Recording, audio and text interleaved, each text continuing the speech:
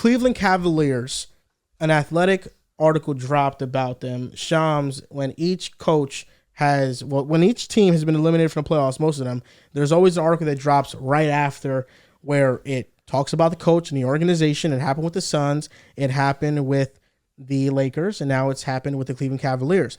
Now, the most important notes of this article, Kobe Outman admonished JB Bickerstaff, and admonished means that they got into a shouting match after a December win over the Rockets where Donovan Mitchell played 42 or 45 minutes, I believe, and they still won. But he just, I guess, didn't want Mitchell playing that many minutes, so they got into a huge argument. Bickerstaff's job is in jeopardy. Players in the locker room questioned his schematics, practice habits, and accountability measures. Mobley's agent told the Cavs not to draft him. He wanted to go to OKC. And Rich Paul would ask for a Garland trade if Mitchell signs an extension. Mitchell has a player option in 25-26, and he has not yet signed his extension, but by all accounts, he's happy in Cleveland, and it's likely he will sign his extension if he feels comfortable with the Cavs. So out of all these spark notes, which one do you think matters the most? Obviously, Donovan Mitchell is the most important piece to the Cleveland Cavaliers. You saw his impact this season, of course, not just in the regular, but more importantly in the playoffs. Obviously, unfortunately, we weren't able to see him finish out the series with the Boston Celtics, but we saw how awesome he was in the first round versus the Orlando Magic, and in the few games that he played versus the Boston Celtics, he killed you guys. And obviously, you were still able to win 2 of those 3 games that you did play against him, but every single game he put on a hell of a performance. And the most important piece to me would be Donovan Mitchell. Now, if I'm not mistaken, you said that Garland would request a trade if Donovan extended himself. Rich Paul's agency, yes, said, they would look for a new home for the All-Star. Now, that makes a lot of sense to me. And if I'm the Cleveland Cavaliers, see ya. With all due respect to Darius Garland and John, it's only ironic that we had this whole conversation. It's not on the see ya part. It's so glaringly obvious that that's the move to make, not just for the Cleveland Cavaliers, but of course for Darius Garland himself. This is not the team for him, especially when you have such a ball-dominant player in Donovan Mitchell. Now, I'm not using that as a knock against Donovan Mitchell because he tried everything he could to get Darius Garland involved in this offense and try to get him going, whether it was rooting him on and really trying to be his strong supporter and taking these shots and having the confidence. We saw that in that Magic series.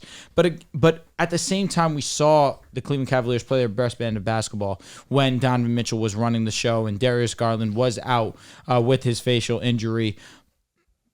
But that also speaks more so on Darius Garland and understanding how He really can't coincide with another guard like that. And I understand that. His game is having the ball in his hands, being able to facilitate an offense, get his shot. Okay, a lead guard. Not an elite guard, a lead guard. Agreed. I do believe that. He is a lead guard. He needs the ball in his hands. He needs to initiate the offense. John, you're 100% on base there too.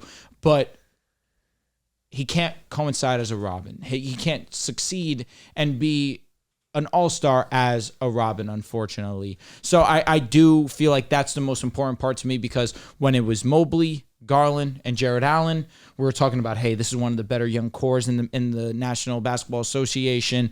I mean, Garland has unbelievable upside. But now with Donovan, I feel like all of our tune has changed on every single one of these players. What's Mobley's upside offensively? Jared Allen, I feel like I'm singing his praises the most because this was his best season yet. But unfortunately, he wasn't able to play in this series versus the Boston Celtics. Darius Garland, you really aren't that great as the number 2 option. We've seen you regress from your 3rd year in the league, 4th year to now your 5th year. You haven't been that player that we were expecting, especially alongside Donovan. To me, that's what stands out the most. But if I'm Cleveland, this is a no-brainer. I'm bringing back Donovan Mitchell. I'm trying everything I can to build a great foundation around him. I think it's tough. In the Celtics series, you're missing your 2 best players by the end. I think Jared Allen is the 2nd best player in this Cavaliers team. Now, if I were Cleveland in their current position, I agree with you. I would move Darius Garland because I don't think he is optimized alongside Donovan. And honestly, I think we're seeing, similar to a Portland Trailblazer team with CJ McCollum and Damian Lillard, there's almost always limitation with 2 6'1" guards, especially when neither of the 2 are top 10 players. So if I'm trying to keep Donovan Mitchell long term, what I'm trying to add is about shooting and wing creation. I think one player who stands out is Brandon Ingram. if you're going to do a swap of him and Darius Garland. It makes a lot of sense for Portland, or for the Pelicans, excuse me. But the issue is you want a wing who takes more threes than 3.5 a game, which is what Brandon Miller takes, or Brandon Ingram.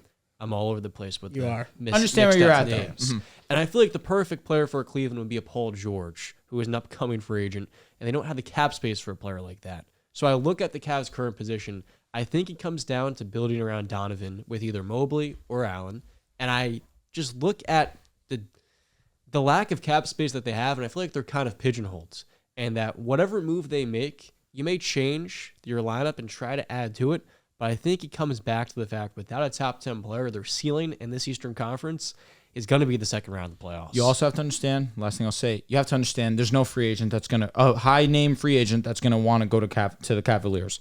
That's just the unfortunate truth. Even when LeBron James was there, he had a hard time trying to convince these free agents to go to the Cavs. That's just the obvious truth. I think Darius Garland is catching a lot of slack, and I think it's unfair and it's a little bit unwarranted, I'll be honest. Come on, have some fun. Because I don't think that he has regressed from his second season to his third season. To his fourth season. In his third year, when he was the lead ball handler for the Cavs, he averaged 21.7 points per game, 8.6 assists, shot 46% from the field and 38% from three. The very next year, when Mitchell comes, he's averaging 21.6, the same amount of points per game. He's averaging 7.8 assists per game, so he's averaging 8 assists, essentially. There's not a big drop-off in that. And he's shooting 46.2% from the field and 41% from three. So he actually got more efficient from three, when Donovan Mitchell came to the team, but the usage percentage went down. I think this is a classic case of the Cavaliers just mismanaging a young core that had promise and could have grown together for something quick that was not going to end up in a championship. You have to optimize your team so it fits. The Minnesota Timberwolves identified Anthony Edwards was going to be a superstar. And I'm not calling Darius Garland Anthony Edwards, but they identified Anthony Edwards was going to be a superstar. Did they bring in Bradley Beal? Did they bring in a Zach LaVine? No. Are you saying that Donovan's on? No, I'm saying a player that takes away from your play style. Okay. That's what I'm saying. Bringing in Rudy Gobert, who's a defensive anchor, was not going to take away from Anthony Edwards and what he brought on the offensive side of the ball. I think their upsides are so different. It's tough, though, because Ant and Garland's upsides. I know. You can't build around him as your... Here's the thing. I know that the upside is different. I'm talking about just you're bringing in a player that clashes with a foundational piece on your team. And right now, the Cavaliers are stuck with making a decision. Are we choosing our homegrown talent or our outsourced talent? And I think it'll be a combination of both. I think the homegrown player they stick with will be Evan Mobley. For sure. And I think the outsourced talent they will stick with will be Donovan Mitchell, because Mitchell has a higher ceiling than Darius Garland. But I don't think that's an indictment on Darius Garland. Because if Donovan Mitchell went to the New York Knicks, he got traded there. Brunson is not the player he is today. Not a chance. Of course. So you never allowed Garland, who in year 3 was, 21 years old? 21, 38, and essentially 9 assists. To never properly develop. So I think if Garland goes to a team like the San Antonio Spurs, which is the perfect spot, I think he can be a 24-9 player there. And I think this year, given what he struggled with the jaw injury, the jaw injury affected his strength. It affected his psyche. I think having an offseason to recover, I think it will be huge for him. For pick 4, Keldon Johnson, and maybe a long-term first round. If I'm not mistaken, we saw Donovan Mitchell not play the last 2 games, correct? How did Darius Garland look in those 2 games? He had 30. He played quite well in game 4. Oh, in game 4, he was awesome. What that was really the second half. First half, to save face. Game 5, he was really rattled. No, he was getting locked up by Al Horford. He also had some wonderful passes. I mean, some of those rim reads that he was making, it showed to me he's an elite passer. And even at his worst, he's one of the best passers at his position, and he's going to get closer back to the scorer he once was. I think this is going to be the floor of Darius Garland. It's actually beautiful that you find good in such a terrible shooting performance. He's not a complete playoff dropper. You know, in his first playoffs, he wasn't bad. No. Yeah, he wasn't bad. 21-5, shot 39% from 3 and 44% from the field. And then this past playoffs, he averaged 16 and 6. This past playoffs was 43% from field, 35% from 3. He had some real stinkers. He had a 5-point game against Orlando, if I'm not mistaken. He had some real stinkers in this run. Against Atlanta in the play-in? It's a playing game, Drew. There's a reason why I don't keep track. I mean, Zion dropped 40. I'll never forget it. I don't think. Listen, the Ant Edwards comparison. I think that's one way to look at it. I just think Donovan Mitchell is such a great player that I'm not too mad that even though you're clashing play styles, I'm not too mad because now we're sitting here and I'm saying like, damn, I could still have Donovan Mitchell. I can move off Garland, potentially, like John's mentioned, get a top 5 pick or another player and kind of build around Donovan Mitchell instead of Darius Garland. I think that's a win. But I think the Cavs right now, first of all, to put JB's job on the line seems just unfair. It's not going to change. It seems really unfair. I think I mentioned this in one of the previous shows. After the Knicks series, I think you had valid reason to question him because you just got punked a lot in that series, and it did not look like the Cavs were ready for prime time, although they were a young team. I'll give them that. But this season, I mean, being able to, although it's a young Magic team, that was one of the best defenses in the NBA. You know, top 2, top 3 defense right up there with the Minnesota Timberwolves and the Celtics at the end of the year. And although it had to go 7 games, you saw Donovan Mitchell, who is going to be your foundational piece, step up. And then in the second round against the Boston Celtics, they were just outmatched. At the end of the series, I mean, you're going out there and you're giving Tristan Thompson real minutes. You're giving Marcus Morris, who had a phenomenal game. I think he missed like 2 shots, real minutes in that game 5. So it's really difficult for me to evaluate JB Bickerstaff after these 2 years. I think you go into at least one more year with him, but this is probably an offseason where you got to change things up. I agree with you, Joel. I think the 2 pieces that come back are Evan Mobley and Donovan Mitchell. I will say, if the perfect scenario is Evan Mobley is able to develop a jump shot, if Evan Mobley's able to generate any sort of kind of corner 3 shot, then you're really cooking with fire. Because if you could have him and Jared Allen, your defense, the floor and ceiling on that defense is going to be so insanely high. But Drew, I get it. You've not seen anything really from Evan Mobley, even though he's been taking a few during these playoffs. Yeah. You have not seen near enough to kind of go into next season and be like, Evan Mobley is going to be able to be our stretch 4. Rudy Gobert and Cat work because Cat's one of the best shooting big men in NBA history. Evan Mobley is nowhere near that. Yep. So ideally, that's the world that works. But realistically, you're probably having to move off one of the guards and one of the bigs. Yeah. But if you're able to kind of, fit things together, you could go into next season and I think feel pretty confident that you could be like a top 4 seed in the East. What you've seen over these last couple of seasons, you've been able to do with kind of misguided use of toys or however you want to put it, just kind of pieces that don't exactly really fit together. So if you're able to get pieces that actually fit together, and Donovan Mitchell all of a sudden wants to stay and he wants to re-sign, and now you have that dude. Thing. Yeah, I mean, I think as a Cavs fan, you got to be pretty happy. But this is a big offseason because I think 2 kind of foundational pieces should get moved. There's so many different elements to this. I said before, Mitchell's not a top 10 player, but he kind of is on that cusp. And more than anything, the Cavs need to do whatever it takes to get him to stay. If Donovan leaves, their window to compete in the playoffs vanishes.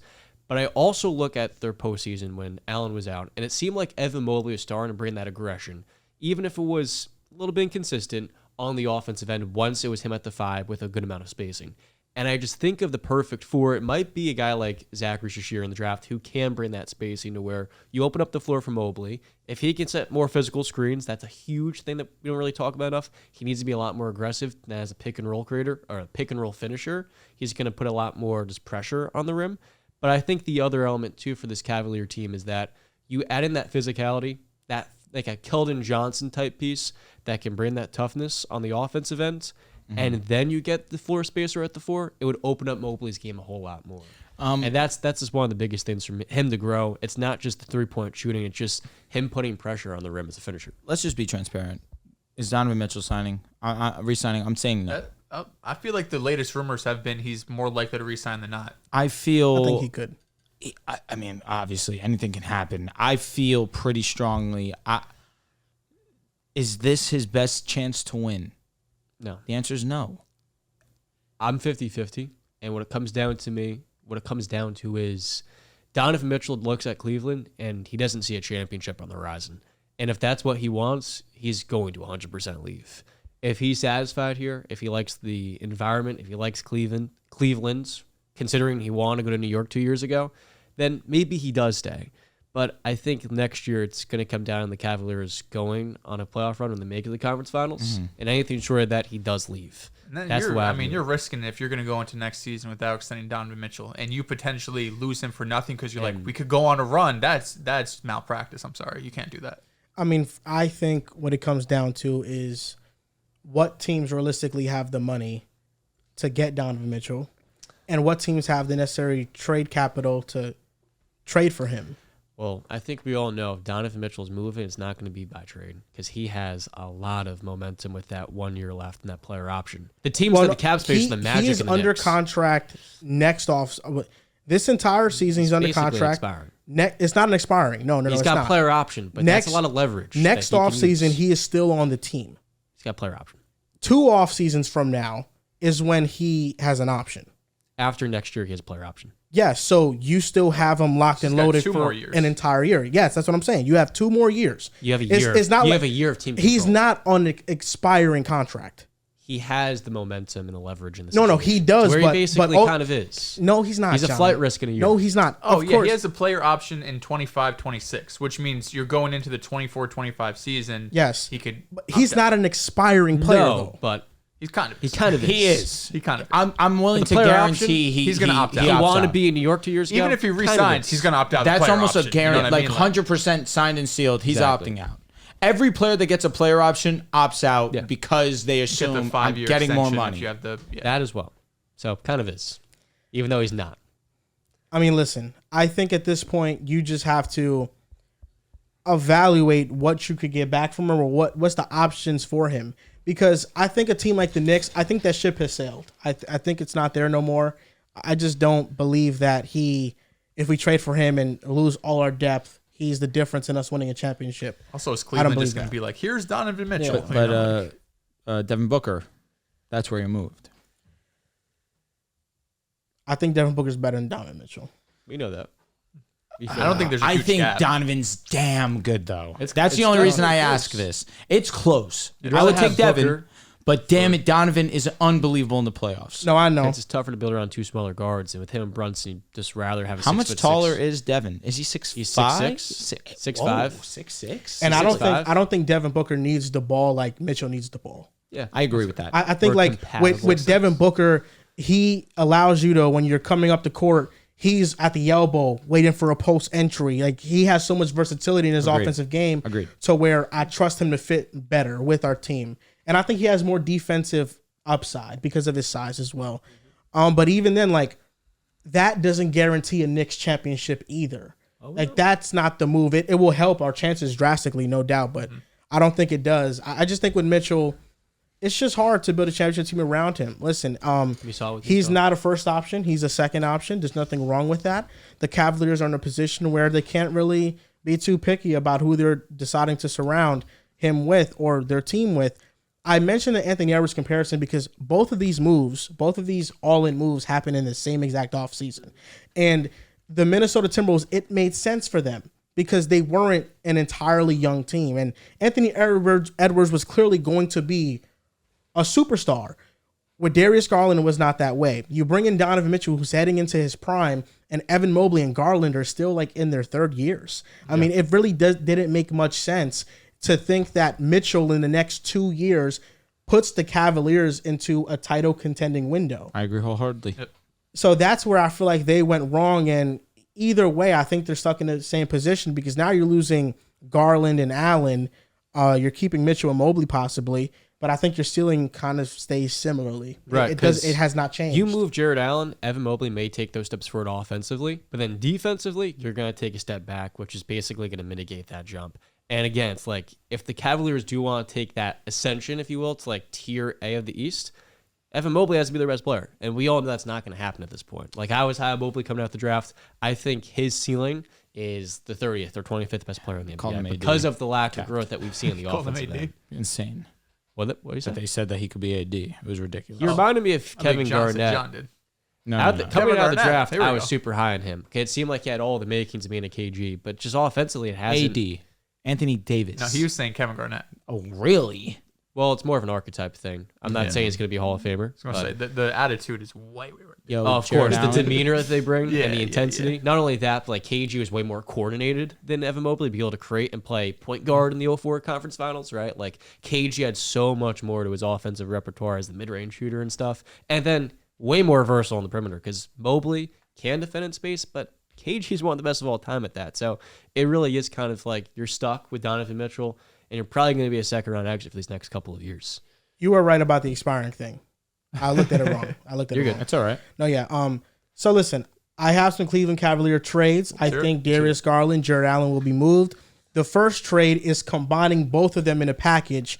The Suns trade Kevin Durant and Nurkic for Garland and Jared Allen. That's a really cool trade. There will be picks involved, but this is the core of the Kevin Durant and Nurkic. Now they've got 2 top 15 players. Now KD's going to Cleveland. Oof. That looks so weird. Hey. So you would have who's playing? Players. So you have Don play the one, I guess. You have in control of the ball. You have Donovan Mitchell, Max Strus, KD, Evan Mobley, and they need another starter. Right. Karis LeVert.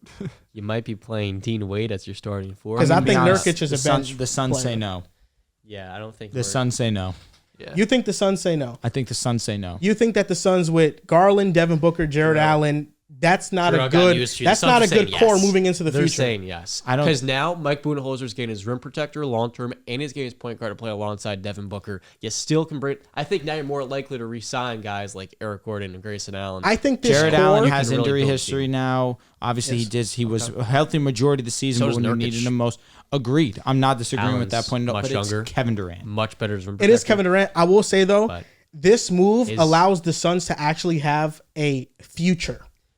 Drew, That is not connected to the next 2 years. Especially if you're keeping Beal on the roster, him and Booker are going to bring more than enough shot creation. What are the Suns' 2 biggest needs? But now you're starting What are the Suns' Garland, 2 biggest Booker, needs? and If Beal. Garland, I'd have Beal come off the bench. He's my 6th man. I'm okay He's with not that. starting no more. I'm fine if with that. picks are like that involved, which obviously the Cleveland Cavaliers right now don't have an excess of, as they traded a lot of them to the Utah Jazz, I can be swayed there, but at the same time, if I'm the Phoenix Suns, it's Kevin Durant. And I still think he's overwhelmingly better than these 2 pieces. I think it's a pretty fair trade on both sides because I'm sitting here. I don't think either team got fleeced, but I don't know if either team are running to accept it either. Probably the Cavs because you're getting KD, but now you're really speeding up this window to win. KD at what's going on 36 years old now, right? Of course, all the injury history.